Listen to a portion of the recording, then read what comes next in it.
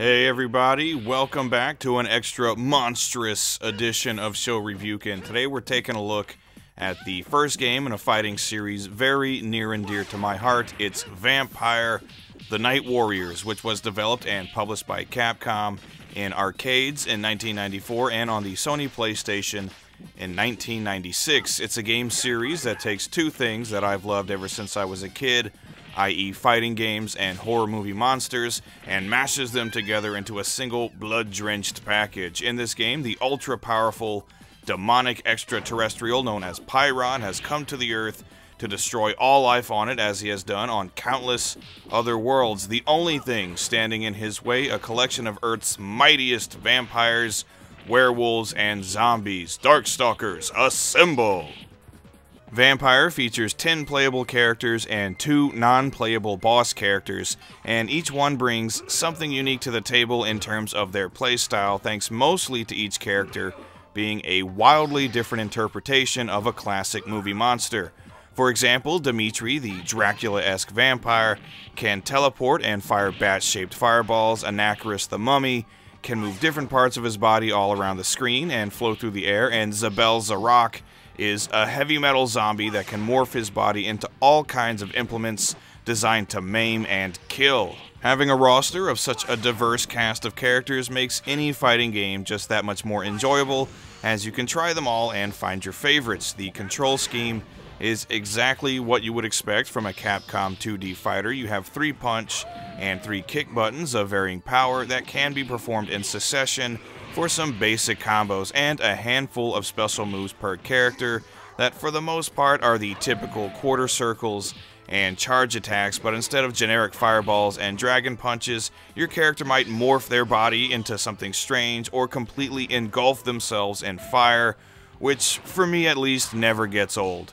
Plus, this is a series of fighters that always did something different with its super combo meter with every release. In this game, as soon as your meter fills up, it begins to deplete, leaving you with a limited amount of time to perform a super attack, which can be pulled off by simply performing a special attack using a strong attack button. Personally, I think the idea of taking what is essentially the same formula set forth by Street Fighter and incorporating characters that allow for all kinds of different play styles, unorthodox special attacks, and opportunities for some crazy combos was a stroke of genius in 1994. I know not everybody is a fan, but for me, the Vampire series, regardless of which iteration you're playing, features some outstanding gameplay, and that definitely includes this first installment. It's a lot of fun.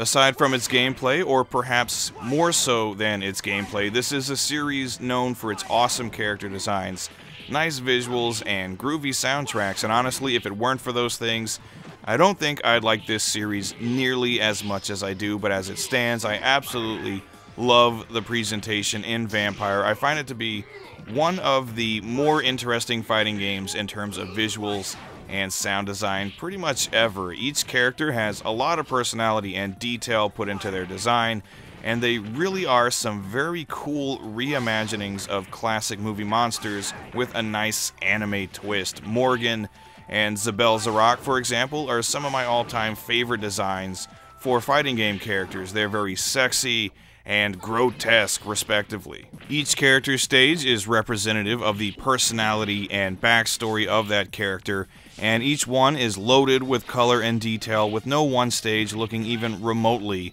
like the others. So the visuals are unique and very well done, and the soundtrack is outstanding as well. The music in this series is some of my favorite work from Alpha Lyla. I think it stands up there with other great Capcom fighting series like Street Fighter Alpha and the Marvel Vs. series. Some tracks are high-intensity rock, some are more jazzy and laid back, some have a creepy or playful vibe to them, again in keeping with each character's personality and the vibes of their respective stage. So again, the gameplay is great, but there can be no denying that the visuals and sound design are a big part of what makes the Vampire series so enjoyable and memorable.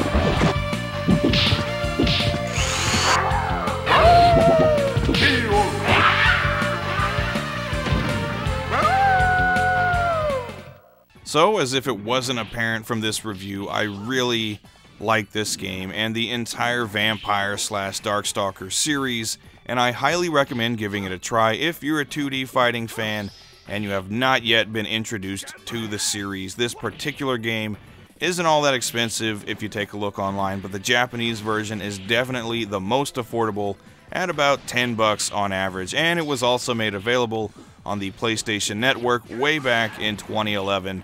So whatever way you choose to play it, Vampire: The Night Warriors is a damn good time. Check it out.